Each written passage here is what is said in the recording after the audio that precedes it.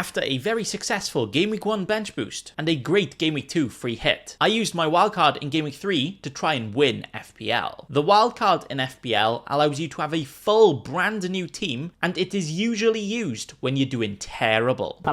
Or you can use it when you're doing very well to try and stay ahead. That is what I have done, and this is how it went. The first game saw Chelsea host Fulham at Stamford Bridge. Club World Cup champions have got off to a great start this season, drawing against Palace, and West hammered the Bubble Blowers 5-1. Palmer has been ruled out injured for the game, meaning João Pedro could be on penalties, which is why I have picked him in my wildcard team. And just like that, Chelsea score, and it is João Pedro with a goal. The wildcard starting off very strong. I'm sure this is a sign of great things to come. Then Chelsea get a penalty, and with Palmer out injured, João Pedro on the pitch. Surely he's going to take it, right? Enzo Fernandez steps up and takes the penalty instead and scores, as the game ends 2-0 with João Pedro getting just 1 goal but 3 bonus points. I will definitely take the 9-pointer, but it could have been extra tasty from the beginning. We'll settle for that. The next game saw Spurs host Bournemouth at the Tottenham Hotspur Stadium. Spurs under Thomas the Frank Engine have been incredible, beating both Burnley and Man City without even conceding a goal. That is why I have picked double Spurs defence, with Vicario in goal and Van de Ven in defence, as well as Kudus in midfield for that spicy attack. But I've kind of also got Semenyo for Bournemouth playing against my double Spurs defence. Oops. But if you think about it, I'm playing both sides, so I obviously always come out on top. Are you sure about that? Never mind, as the double Spurs defensive clean sheet is wiped out, not by Semenyo, by Eva Nilsson instead. No Semenyo points, no clean sheet points. Then Semenyo gets a yellow card. Then Van de Ven gets a yellow card. Minus points here, minus points there. And then it ends 1-0 to the Bournemouth, with absolutely fuck all from all my players. Nice one. Thomas the Frank Engine obviously didn't even leave the station today, meaning my Spurs triple up was a triple disappointment with a combined 6 points. And Semenyo also only got 2. These 4 players got less than just João Pedro.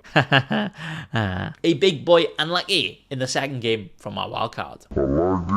The next game saw Brighton vs Man City at the American Express Stadium. Man City have been great this season, until they weren't, but Haaland looks like he's absolutely on it this season, chasing down that golden boot. So that is why I've not only picked him, but he is also my captain this week. And just like that, Haaland scores. Yeah, boy! Captain Haaland points locked in already. And that was that. As they actually lost, Brighton beating them 2-1. But Haaland did in fact get all the bonus points, meaning his 9-pointer was doubled to 18 FPL points for me. So not the biggest of big boy hauls, but we'll definitely take it, and that was absolutely needed after the last game. The next game saw Nottingham Forest play West Ham at the City Ground. Forest have played well so far with 1 win and 1 draw, and have rightfully claimed their spot in the Europa League this season. No corruption there, no. So I've bought into that with Nico Williams in defence and Chris Wood, because why would you not want Wood on a Saturday night? You always want to cheer on Wood on a Saturday. That's why, never mind. Floppy indeed. West Ham winning the game 3-0 with a mighty 3 points from my Forest boysies. Cheers, lads. The next game saw Liverpool take on Arsenal at Anfield in a potential title decider. In Game Week 3, yeah, I'm sure it is, yeah. Both teams have 2 wins so far, with Liverpool scoring all of the goals and Arsenal not conceding. An unstoppable force versus an immovable object, some may say. But Salah is also unstoppable in FPL, so that is why I've got him in, and he is ready to be my triple captain next week playing Burnley. Nope. Apart from the fact he is unstoppable, as he goes and blanks for the first time this season in this game. It was a Soboslai free kick to separate Liverpool and Arsenal, but with only 3 Salah points, that truly separated my wildcard away from happiness. The big sad right here.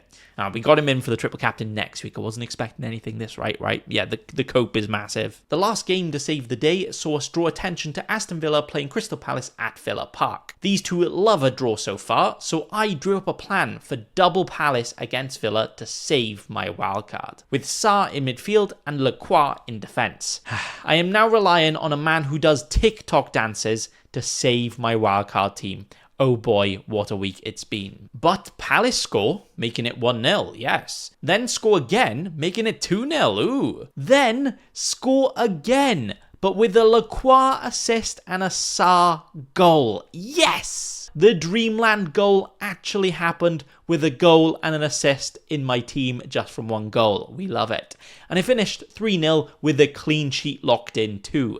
That meant 7 points for Sarr and 11 points for Lacroix. 18 FPL points right at the end to save my wildcard from unluckiness this week. That gave my final wildcard team 59 points, and despite 7 blanks, we actually got a green arrow up into 8,000th in the entire world right now.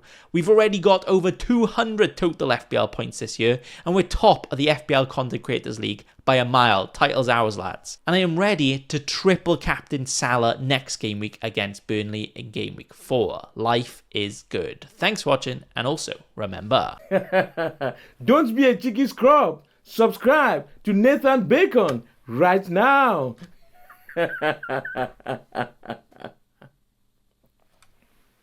Don't let your memes be dreams.